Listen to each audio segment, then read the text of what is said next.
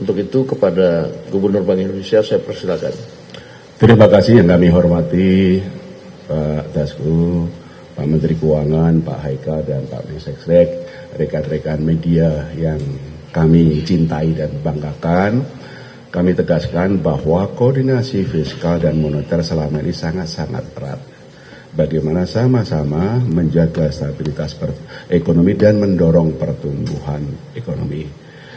Penguatan koordinasi fiskal moneter itu terus kita lakukan dan saat ini adalah memang difokuskan bagaimana fiskal dan moneter seirama, saling mendukung, saling memperkuat dengan kewenangan masing-masing untuk memperkuat upaya-upaya bersama melakukan stabilisasi nilai tukar rupiah. Itu. Nah, ada dua yang berkaitan dengan penguatan koordinasi moneter fiskal untuk memperkuat stabilitas nilai tukar rupiah. Yang pertama adalah meningkatkan daya tarik atau imbal hasil supaya portfolio inflows kembali masuk. Dengan kenaikan bunga luar negeri, memang itu ada outflow. Ada saham dan SPN dan juga kecil di SRBI. Oleh karena itu, fiskal dan moneter sepakat untuk sama-sama meningkatkan daya tarik imbal hasil supaya inflow ini kembali masuk besar dan mendukung stabilitas nilai tukar rupiah. Nomor satu itu ya.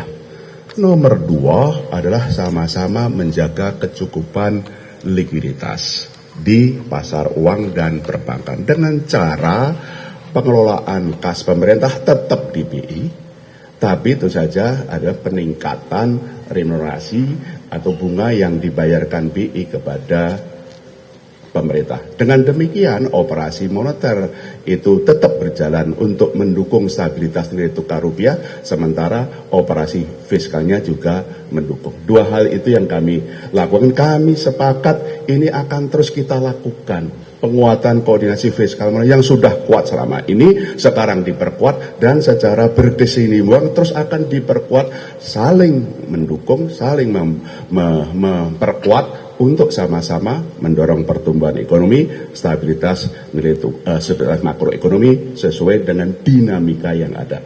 Dengan keyakinan bahwa fundamental ekonomi kita itu bagus. Terima kasih. Pak Menteri, Terima kasih Pak Ketua. Assalamualaikum warahmatullahi wabarakatuh. Jadi dari meeting RAPBN, dari pertemuan APBN kita kemarin sudah terlihat kan fundamental ekonomi kita baik, fiskal juga dalam keadaan yang baik, amat baik malah kalau kita lihat dari acuan-acuan yang ada.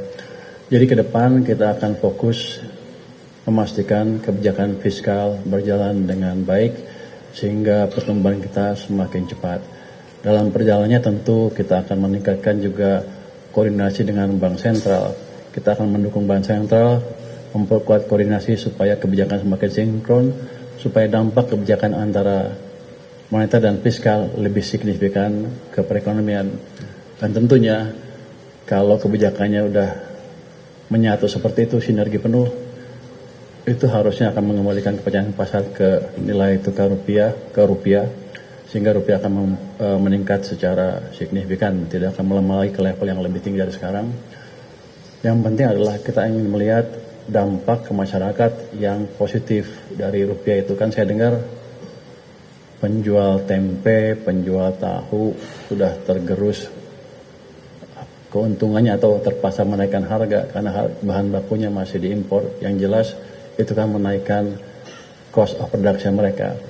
Dengan nanti kebijakan lebih bagus, itu kita akan melihat rupiah yang lebih stabil sehingga para pedagang tahu, tempe dan ibu-ibu rumah tangga juga bisa merasakan harga yang lebih baik dan tidak terbebani lagi beban hidupnya secara tidak mengalami kenaikan beban hidup yang terlalu signifikan. Jadi sinkronisasi kebijakan ini amat baik sekali untuk ekonomi kita di level makro maupun di level mikro ke depannya. Demikian, wassalamualaikum warahmatullahi wabarakatuh.